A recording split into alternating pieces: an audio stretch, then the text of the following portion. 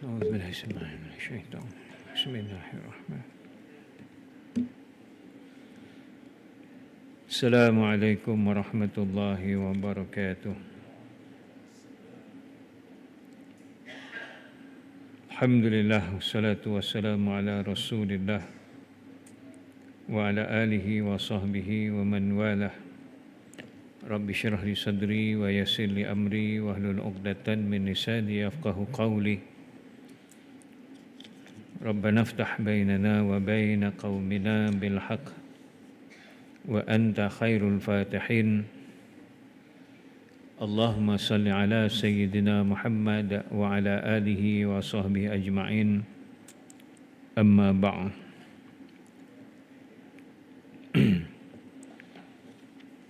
InsyaAllah tuan, kita masuk kepada bab yang kelima, muka surat 88,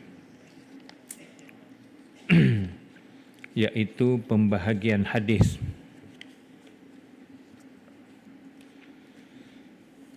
Pembahagian hadis ni ada dua bahagian. Yang pertama, menurut bilangan berapa ramai orang yang meriwayatkan hadis tersebut pada satu-satu tabaqat ataupun satu lapisan. Yang kedua,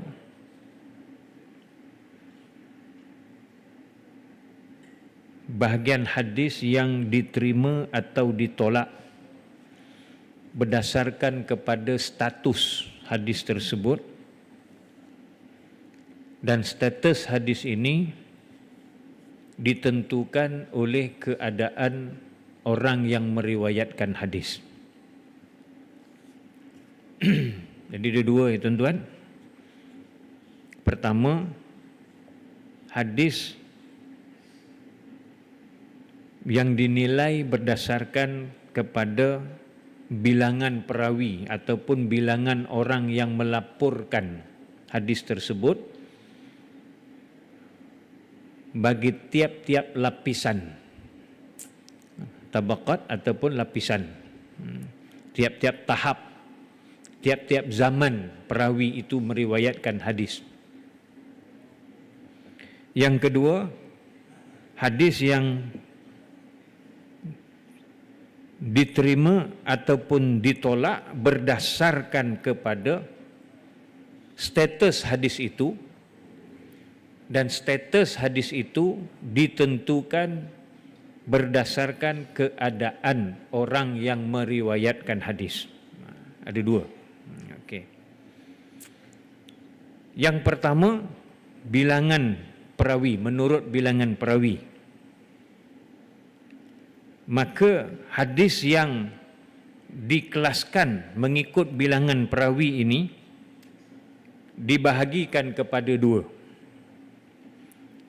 Satu, hadis mutawatir. Satu lagi, hadis ahad. Kemudian bahagian hadis yang diterima atau ditolak berdasarkan status hadis tersebut dibahagikan kepada tiga status, iaitu sahih, hasan, dhaif. Kemudiannya, hadis yang dinilai berdasarkan bilangan perawi itu, daripada dua itu dipecahkan lagi. Hadis mutawatir dipecahkan kepada dua, hadis ahad dipecahkan kepada tiga, yang semuanya akan kita bincang satu-satu. Sama juga hadis sahih, hasan, dhaif ni, sahih dan hasan ini dibahagikan lagi kepada dua. Dan hadis dhaif ni, kalau lebih mendalam lagi ilmu hadis dhaif ni tuan-tuan, hadis dhaif ni pun dibahagikan lagi. Hadis yang sangat dhaif, hadis dhaif, hadis yang sangat dhaif, dan hadis yang mungkar. Baik, kita tengok satu-satu tuan-tuan. Pertama, pembahagian hadis menurut bilangan orang yang melaporkan hadis tersebut. Iaitulah hadis mutawatir pertama. Yang kedua, hadis ahad. Okey. Mutawatir ini dari segi bahasanya daripada perkataan tawatur yang bermaksud berturut-turut. Manakala dari segi istilah ilmu hadis ialah hadis yang diriwayatkan oleh ramai orang, yang dilaporkan oleh ramai orang pada tiap-tiap peringkat hadis, tiap-tiap tahap hadis.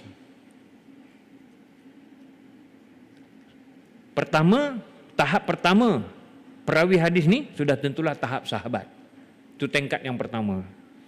Sebab sahabat yang dengar apa Nabi cakap, sahabat yang nampak apa Nabi buat, sahabat yang tahu bagaimana keadaan Nabi, itu sahabat. Tahap kedua, tabi'in, iaitu orang yang tak jumpa Nabi, tapi daripada mana dia tahu Nabi cakap apa, daripada mana dia tahu Nabi buat apa, daripada mana dia tahu Nabi keadaannya macam mana, daripada sahabat. Itu tabi'in. Maknanya tabi'in tahu Nabi cakap macam ini daripada laporan yang diberikan oleh sahabat, cerita yang diberikan oleh sahabat. Itu tahap yang kedua. Tahap yang ketiga, tabi'in, generasi ketiga. Tabi'in ini daripada mana dia tahu yang Nabi itu cakap begitu, Nabi buat benda itu, keadaan Nabi begini. Mereka dapat tahu daripada tabi'in yang menceritakan benda yang Nabi cakap itu, yang dia dapat tahu daripada sahabat. Itu lapis yang ketiga. Lapis yang keempat, tabi'in. Dia dapat tahu dah yang Nabi cakap macam tu daripada mana? Daripada tabi'in, daripada tabi'in, daripada sahabat. Begitulah sampai ke peringkat Imam Bukhari, sampai ke peringkat Imam Muslim, sampai ke peringkat Imam At-Tirmizi, sampai ke peringkat Imam Abu Dawud, sampai ke peringkat Imam An-Nasai, sampai ke peringkat Imam Ad-Daruqutni, sampai ke peringkat Imam Ad-Dailami, dan ramailah imam-imam hadis. Begitu proses dia. Imam Muslim ni dapat tahu Nabi tu cakap apa daripada mana? Daripada guru dia. Guru dia tu dapat tahu yang Nabi cakap macam tu daripada mana? Daripada guru dia.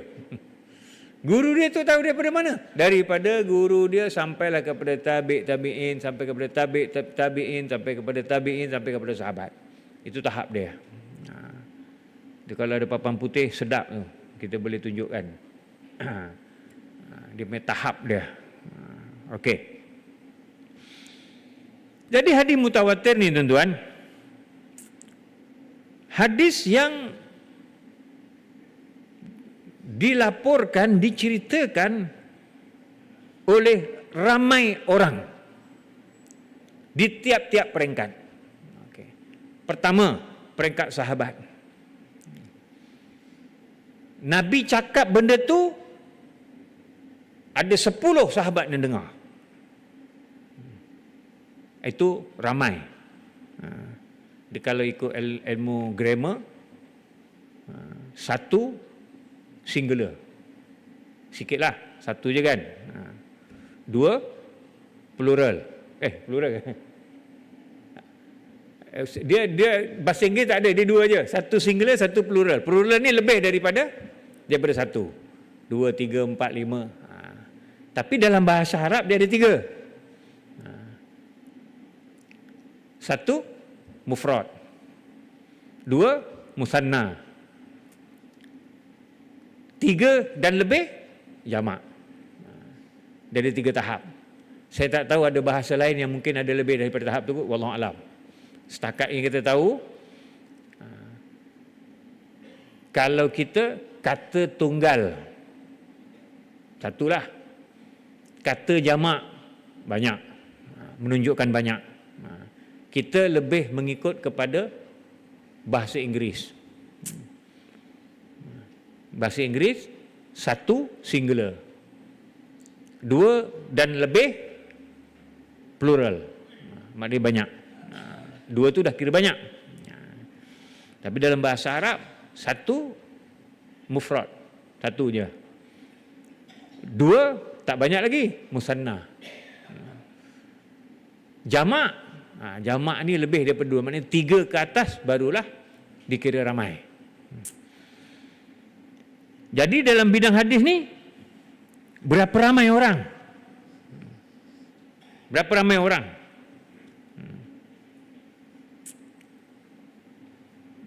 Ulama tidak sepakat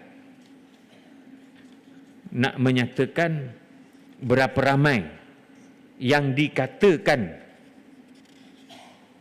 ramai itu dalam ilmu hadis.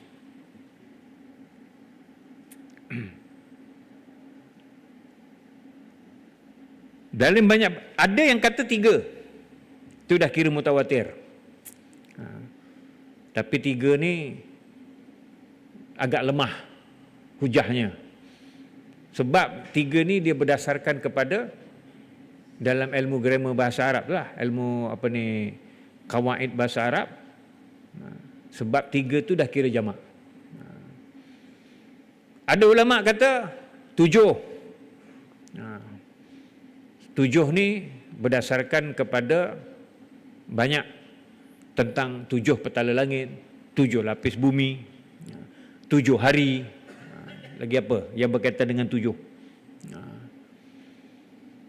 Ada ulama kata 10. Adalah dia punya hujah-hujah dia. Pokoknya ulama tidak pernah sepakat yang dikatakan mutawatir itu berapa banyak. Sebab itu ketidaksepakatan ulama ini antara yang menjadi bahan kritikan orientalis. Sebab tidak ada kesepakatan di kalangan para ulama. Tapi kalau ikut kitab ni dia kata pendapat yang terpilih. Pendapat yang terpilih, siapa yang pilih? Sebahagian ulama yang pilih. Paling sedikit 10 orang. Sebab bilangan gandaan 10-10 ni dianggap banyak. Okeylah, kita ambillah 10 orang. Maknanya hadis mutawatir ni, Nabi cakap paling kurang 10 orang sahabat dengar apa Nabi cakap. Nabi buat paling tidak 10 orang nampak apa yang Nabi buat. Keadaan Nabi paling tidak 10 orang tahu tentang keadaan Nabi ataupun pengakuan yang dibuat oleh Nabi. 10 orang sahabat. Dan ke-10 orang sahabat ini melaporkan kepada orang lain apa yang dia dengar daripada Nabi. Kalau 10 orang sahabat, 7 je yang melaporkan, kita akan anggap 7 lah yang melaporkan. Contoh, khutbah al-wada', khutbah haji perpisahan. Kan Nabi tunaikan haji, sudah tentulah ramai orang kan masa tu, ramai. Ada setengah riwayat kata ada berapa ribu orang yang ikut Nabi.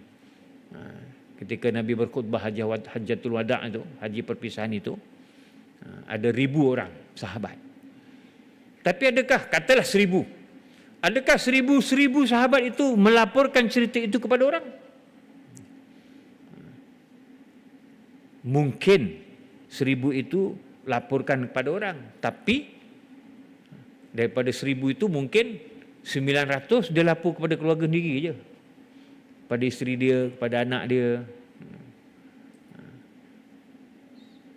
Jadi yang melaporkan kepada anak murid, orang yang nak tahu tentang apa yang Nabi sebut, apa yang Nabi cakap, biasanya disebut anak murid, mungkin tak sampai 1000 orang. Mungkin 20 orang aja. Jadi kalau 20 orang lebih daripada 10, maka di peringkat sahabat itu namanya hadis mutawatir. Tapi kalau hajatul wada' itu, khutbah perpisahan Nabi, 1000 orang dengar. Tapi 2 orang je sahabat yang sampaikan kepada tabi'in. Maka hadis itu tidak jadi hadis mutawatir. Sebab yang diketahui 2 orang je yang cerita. Itu kedudukan dia, tuan-tuan. Okey. Jadi hadis mutawatir ni 10 orang sahabat yang mendengar apa yang Nabi cakap, atau nampak apa yang Nabi buat, atau yang tahu apa yang Nabi akui, dan 10 orang ini menyampaikan kepada tabi'in. Menyampaikan kepada tabi'in. Sudah tentu tabi'in yang 10 orang sahabat ni sampaikan kepada tabi'in yang berbeza-beza. Bukan 10 orang sahabat ni, 10 sahabat ni, seorang je tabi'in yang dengar. Dia rajin mengaji. Hari Senin mengaji dengan Ibnu Abbas. Hari Selasa mengaji dengan Abdullah bin Mas'ud. Hari Rabu mengaji dengan Abdullah bin Umar. Hari Khamis mengaji dengan Anas bin Malik. Dia dengar hadis yang sama.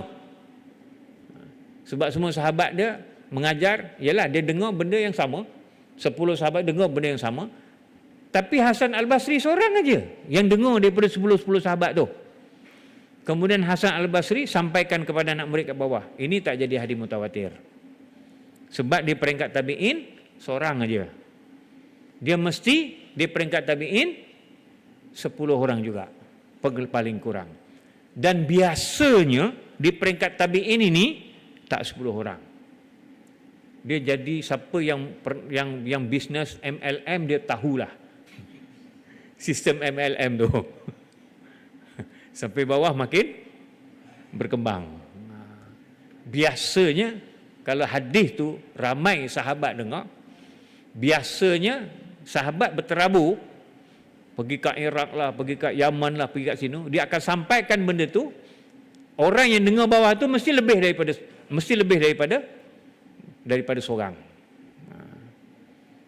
lebih daripada seorang. Jadi kalau disusun ikut macam MLM tu, tuan-tuan, dia berkembanglah sistem piramid.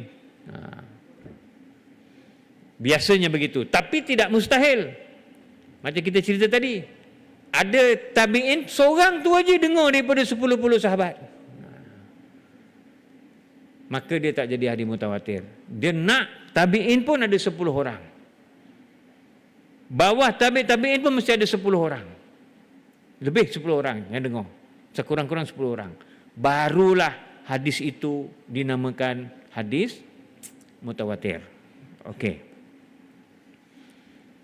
Jadi kalau tak cukup 10, bukan nama hadis mutawatir.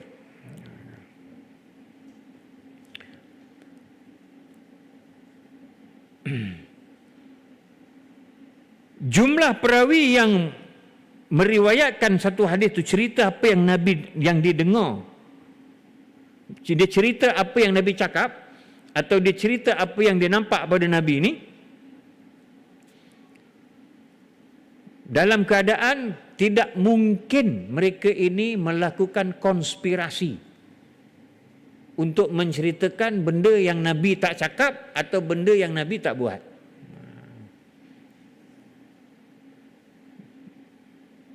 Jadi di peringkat sahabat lagi, tuan-tuan, walaupun 3 orang sahabat yang dengar apa yang Nabi cakap, mustahil sahabat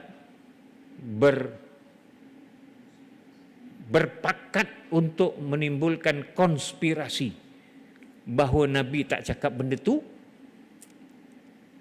tapi diorang pakat-pakat, macam kita pakat-pakat kita kata Nabi cakap benda ni. Padahal Nabi tak cakap. Lebih-lebih lagi apabila Nabi SAW menyampaikan kepada ramai para sahabat, man kadzdzaba alayya muta'ammidan, barang siapa yang berbohong atas nama aku dengan sengaja, falyatabawwa maq'adahu minan nar, maka sediakanlah tempatnya di dalam api neraka. Sahabat Nabi ni tuan-tuan, dia dengar je api neraka tuan-tuan. Dia tak macam kita. Kita dengar api neraka selamba dia, tak ada apa pun. Nak tangi sembahyang subuh, nak tangi. Kau nak sembahyang subuh melepun rokok. Selamba je nak kita. Cakaplah. Bangun subuh. Nanti kau tak sembahyang subuh masuk neraka. Selamba je nak kita tuan-tuan. Tak ada apa cakap pasal neraka tu. Tapi sahabat Nabi tak. Sahabat Nabi ni tuan-tuan, bila buat satu kesalahan tu, dia punya kebimbangan dia tu. Satu orang sahabat Nabi jumpa awek dia. Mana-mana zaman manusia biasa tuan-tuan. Ada satu sahabat Nabi ni tuan-tuan, dia jumpa awek dia. Dia rengan-rengan. Tu bahasa orang fahamlah kan bila rengan-rengan ni. Biasalah.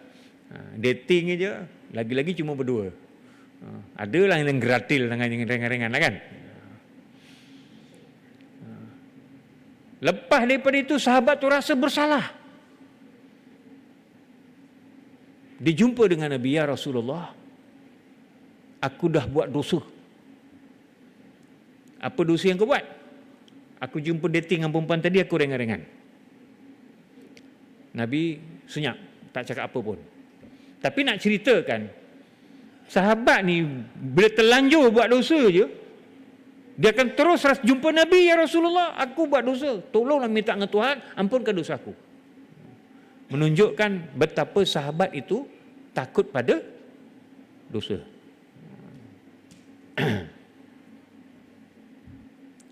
Lepas tu masuk waktu sembahyang, masing-masing semua sembahyang. Lepas sembahyang, sahabat tu tanya lagi Nabi, ya Rasulullah, aku dah buat dosa tadi. Tolonglah mintakan ampun kepada Allah. Nabi tanya, kau sembahyang tak tadi? Sembahyang. Dengan sembahyang tu terhapuslah dosa. Lalu Nabi bacalah ayat yang menunjukkan bahawa amal yang baik menghapuskan dosa-dosa. Tapi nak ceritanya, betapa bimbangnya sahabat tu.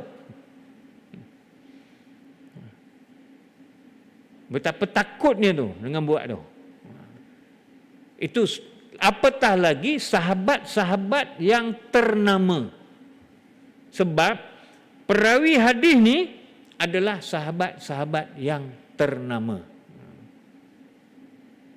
Memang ada jugalah sahabat Nabi nama taraf sahabat. Tapi sakau juga. Adalah satu kisah yang berkaitan dengan seorang sahabat yang mengambil kain ridak rampasan perang sebelum dibahagi-bahagikan oleh Nabi. Sakau lah tu.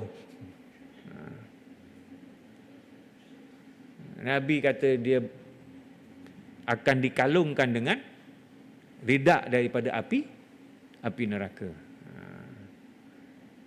Tapi lepas tu tak dilaporkanlah. Adakah sahabat tu bila dengar benda tu dia terus pulangkan ke apa ke? Tapi pokoknya secara umumnya sahabat ni bila Nabi cakap pasal neraka je, memang dia orang takut. Sebab itu Ahlussunnah wal Jamaah berpegang pada pandangan sahabat bersifat udul, adil. Maksudnya tak dinafikan sahabat ada berbuat maksiat, ada buat dosa. Ada satu sahabat Nabi ni kaki todi tuan. Berkali-kali kena hukum hudud. Sebat 40 kali sebatan.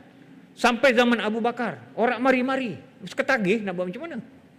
Zaman dulu tak ada pusat pemulihan. Zaman ada Umar, ditangkap lagi minum toddy. Kena sebat lagi. Akhirnya dia jumpa, pada ketika zaman Sayyidina Umar itu berlaku penaklukan Parsi. Lalu sahabat ni kata, aku ni asyik minum toddy, asyik kena tangkap, kena sebat, kena tangkap, kena sebat. Memang aku dah tak boleh. Ketagih. Bersifat ketagih ni dia payah, tuan-tuan. Akhirnya dia jumpa Umar, kau lepaskan aku. Bagilah aku ikut tentera untuk berperang, berjihad di Parsi. Mulanya Sayyidina Umar tak bagi. Tapi dia merayu-merayu, akhirnya Sayyidina Umar bagi. Akhirnya dia pergi perang, ke depan sekali, dia nak tebus dosa dia banyak minum toddy tu, akhirnya dia mati syahid.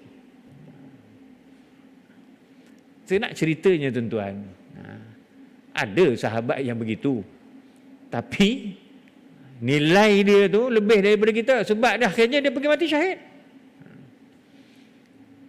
Tapi dalam bab berkaitan dengan Nabi, Ahlussunnah wal Jamaah percaya sahabat tidak akan berani berdusta atas nama Nabi. Yang menuduh sahabat ni boleh berdusta atas nama Nabi, Syiah. Itu sebab Syiah kata sebahagian daripada doktrin Syiah itu ialah mereka mengkafirkan sebahagian sahabat sampai ke peringkat sahabat tu kafir. Maknanya mereka tak percaya dengan sahabat. Okay, tak apalah, biarkan Syiah terjun dengan labu-labunya. Kita Ahlussunnah wal Jamaah, kita percaya sahabat tidak akan sekali-kali berdusta atas nama Nabi. Maknanya kalau Nabi tak cakap, dia tak akan berani cakap Nabi ada cakap macam ini.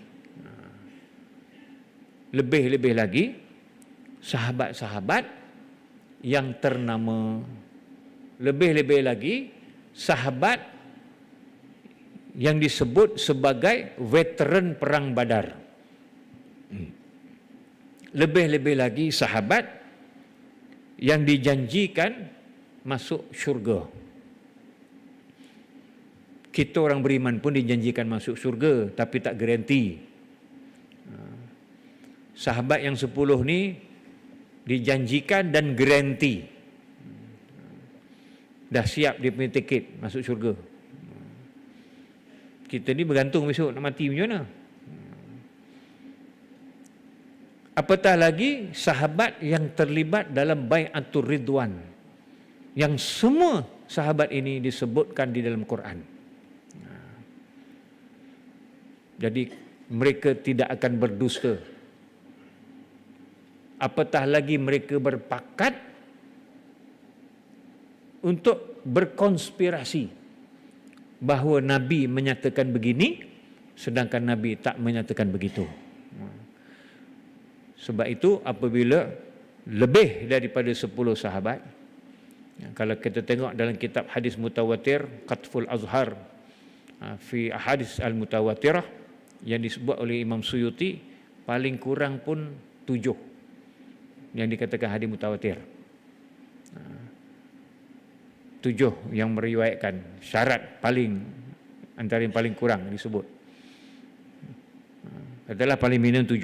Maknanya kalau paling minimum pun 7 sahabat ni tidak mungkin mereka akan berpakat untuk menyatakan Nabi kata begini sedangkan Nabi tidak kata. Satu lagi kata yang kedua ini, tuan-tuan, kebanyakan hadis mutawatir ni, hadis mutawatir tak banyak, tuan-tuan. Dalam kitab Qatful Azhar tu pun rasanya 100 lebih hadis mutawatir tu. Dan setakat yang kami baca sampai hadis yang ke-50 lebih tiap subuh Khamis tu dekat Masjid Kancuk, tak ada satu hadis pun yang ada kepentingan politik untuk sahabat-sahabat ni untuk melakukan konspirasi berbohong. Tak ada. Setakat yang kita baca.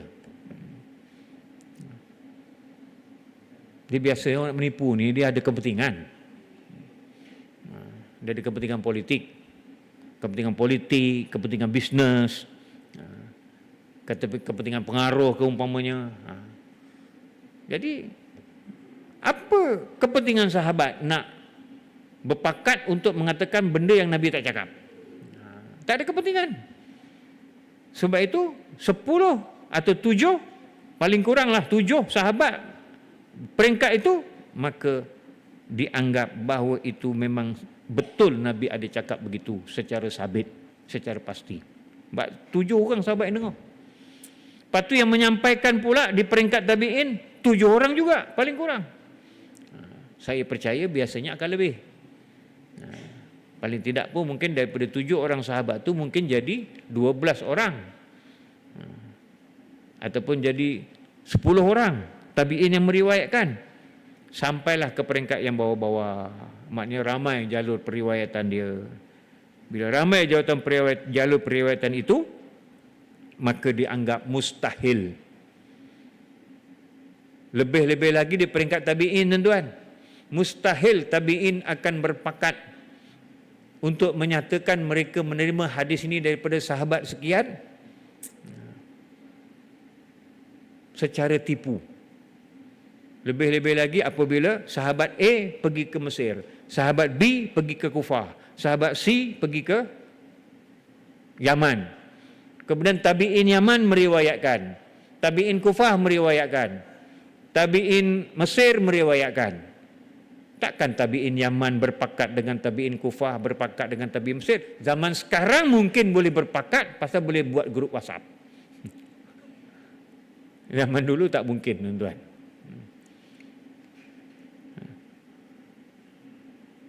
Dan syarat keempat, perawi itu mesti dengar sendiri atau melihat sendiri hadis tersebut daripada orang yang dia dapat cerita hadis itu. Biasanya dikenal pasti dengan kata-kata sami'na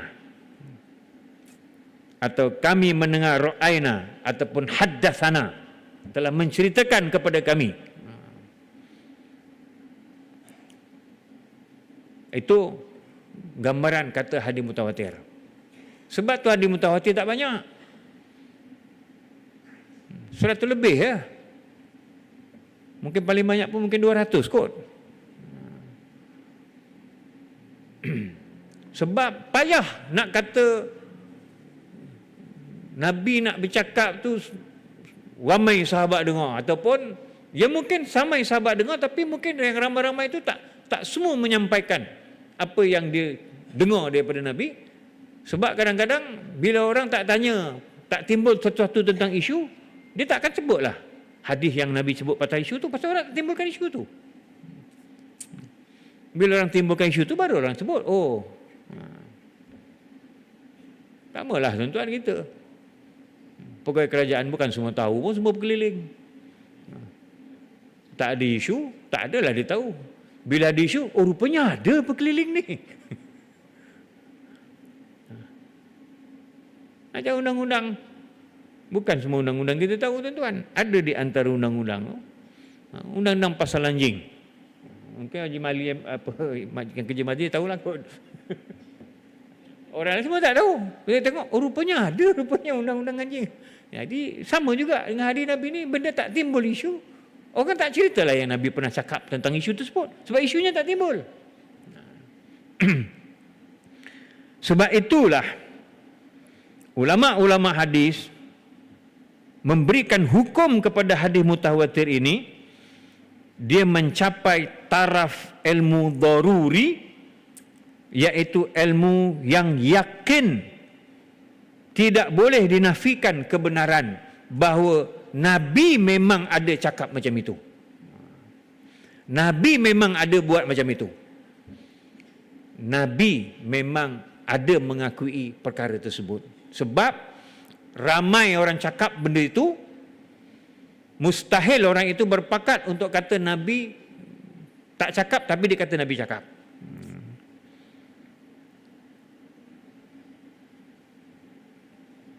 Ibaratnya tuan-tuan, lalu kat jalan kasa ni orang kata nampak pocong. Seorang cakap, mesti orang kata, alah apa yok lah. Ukur kuwe sing ndelok weruh. Tapi yang cerita ni 20 orang. 20 tu lalu nampak pocong dekat angkasa. Contoh lain ceritanya ada ceritanya kan. Katanya lah. Allah alam. 20 pula tu yang nampak orang masjid.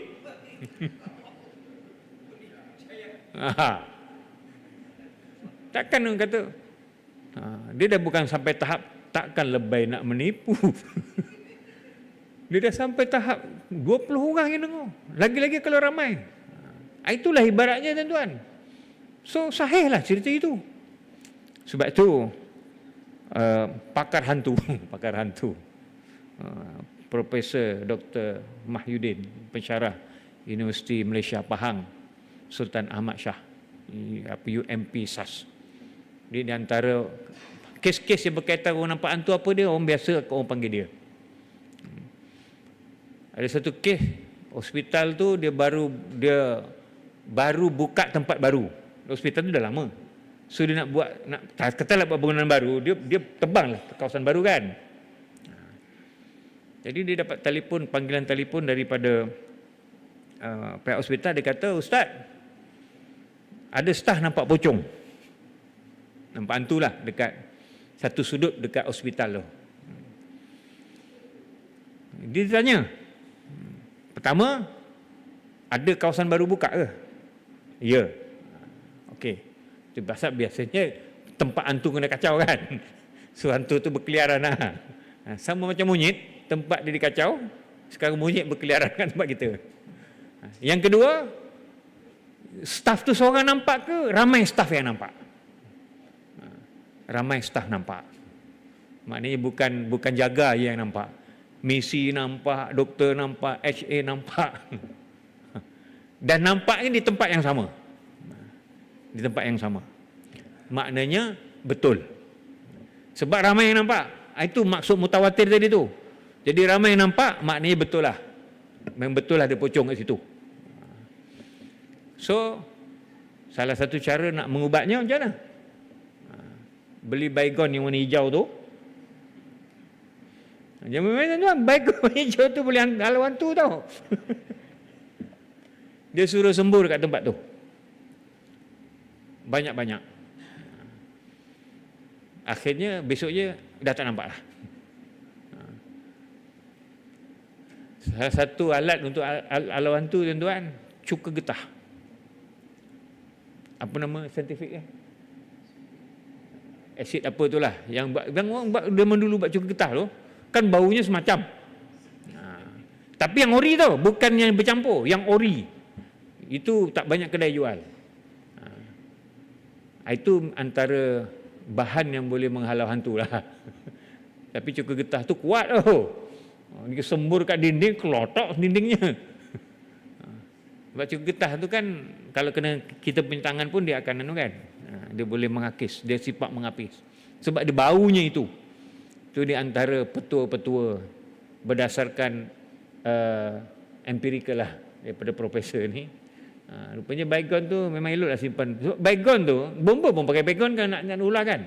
Memang dari segi saintifiknya kalau kena kulit ular tu dia akan ada kesan lah pada ular tu pengsan. Saya kalau ada lipan tuan-tuan, saya sembuh pakai baygon tu je. Mati lipan tu. Dia kuat dia punya bahan dia. Rupanya bukan lipan je. Hantu pun takut. Itulah ceritanya. Tak nak ceritanya tadi, dia bagi syarat berapa ramai yang nampak. Mesti mutawatir. Maknanya kalau mutawatir tu, benda itu betul.